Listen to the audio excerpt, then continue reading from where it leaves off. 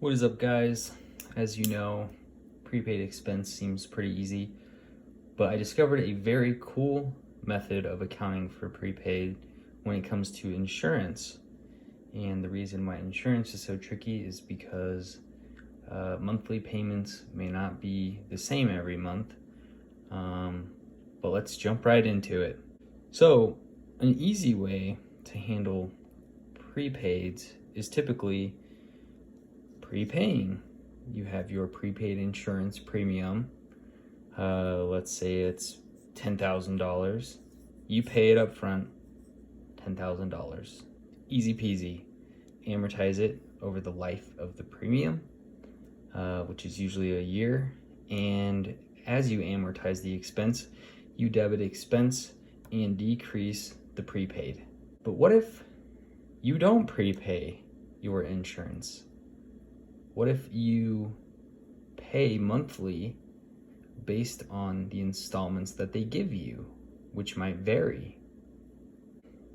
One method I've seen, which I think is very cool and worth sharing, is you debit the prepaid for the amount of the premium and you credit an accrued liability for the same amount of the premium.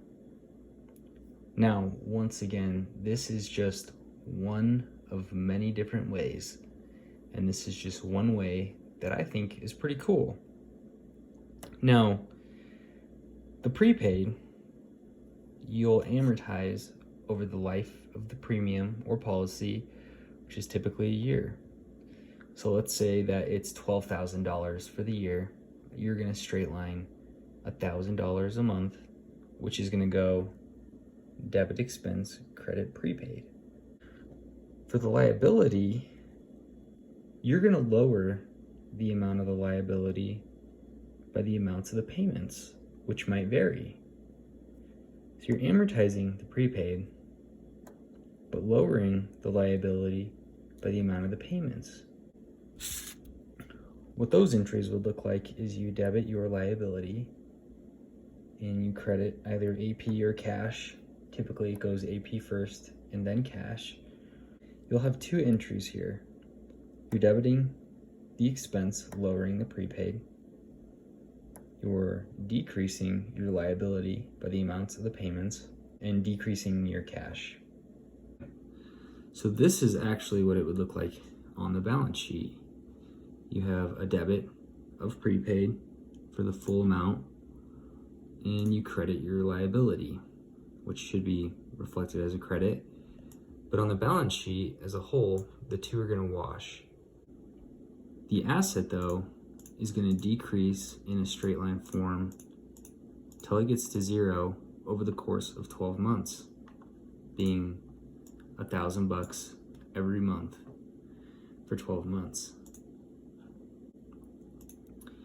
The liability, on the other hand, is going to decrease by the amount of the monthly payment. Now, we don't know what the monthly payment is going to be each month.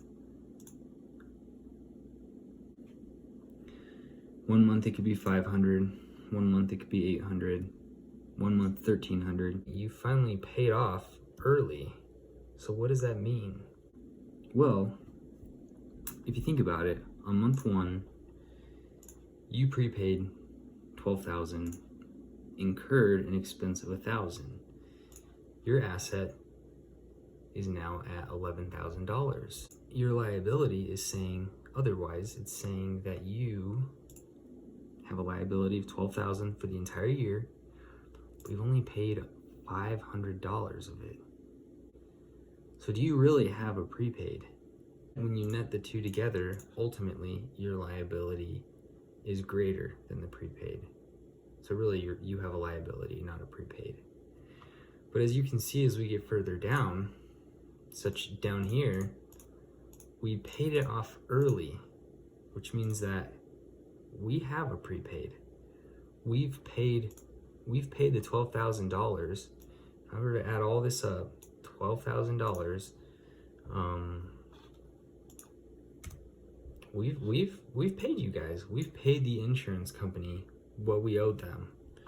And now we have an asset because they still owe us, 2 months, 1 month. They owe us a month of insurance coverage, even though we've paid them in full early. So yes, we do have a prepaid because our prepaid balance is at 1,000. The amount is 0. We have a prepaid of 1,000 during that month. 1050 during this month. Does that make sense? I just thought this was very cool and wanted to share it with you guys. Thank you.